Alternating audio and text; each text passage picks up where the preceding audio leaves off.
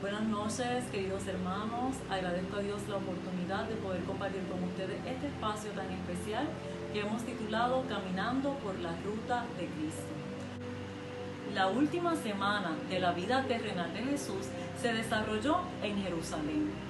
Fueron muchos los eventos tumultuosos de aquella semana.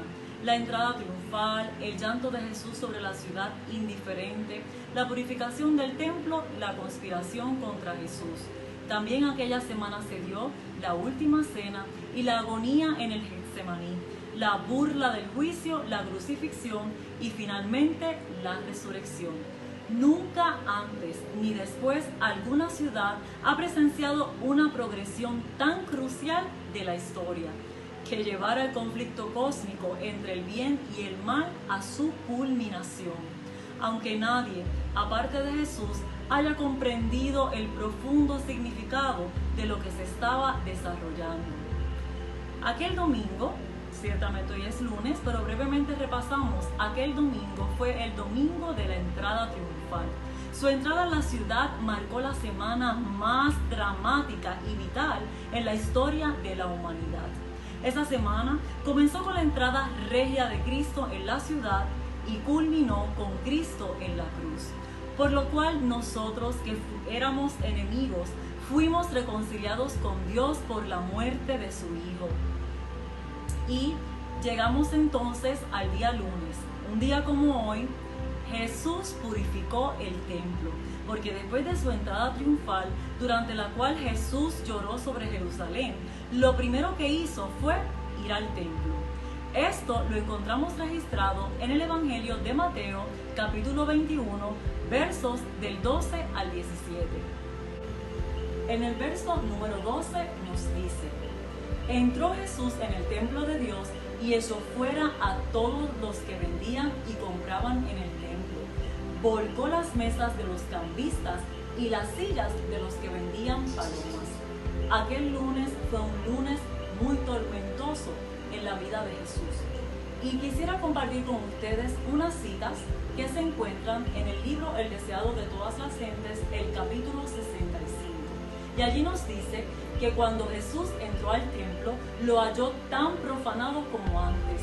El estado de las cosas era peor aún que entonces.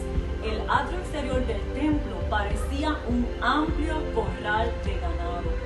Con los gritos de los animales y el ruido metálico de las monedas, se mezclaba el clamoreo de los airados altercados de los traficantes.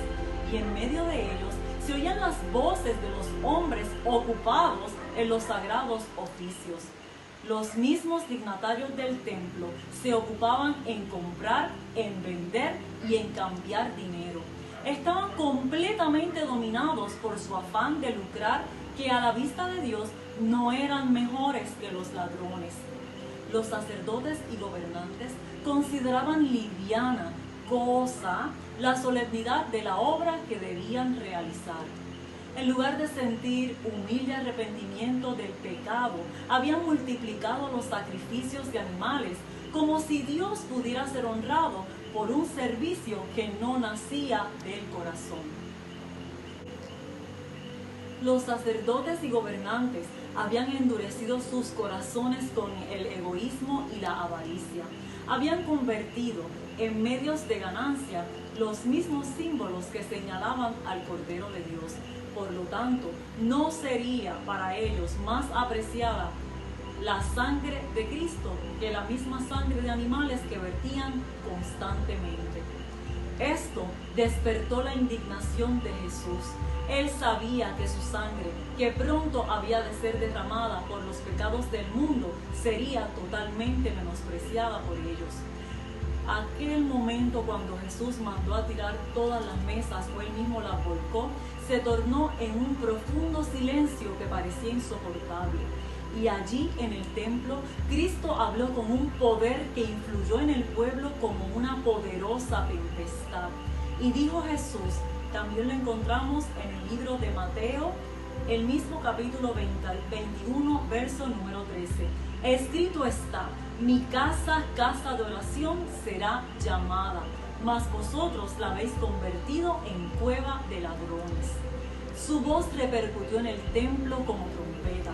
El desagrado de su rostro parecía fuego consumidor y él ordenó con autoridad: quitad esto de aquí. Se llenaron los atrios del templo de enfermos e inválidos y una vez más Jesús los atendió. Eso también lo encontramos en el verso número 14 del libro de Mateo.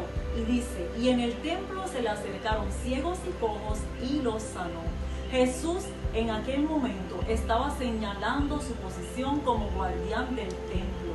Nunca antes había asumido esa clase de autoridad. Nunca antes habían tenido sus palabras y obras tan grande poder. Él había efectuado obras maravillosas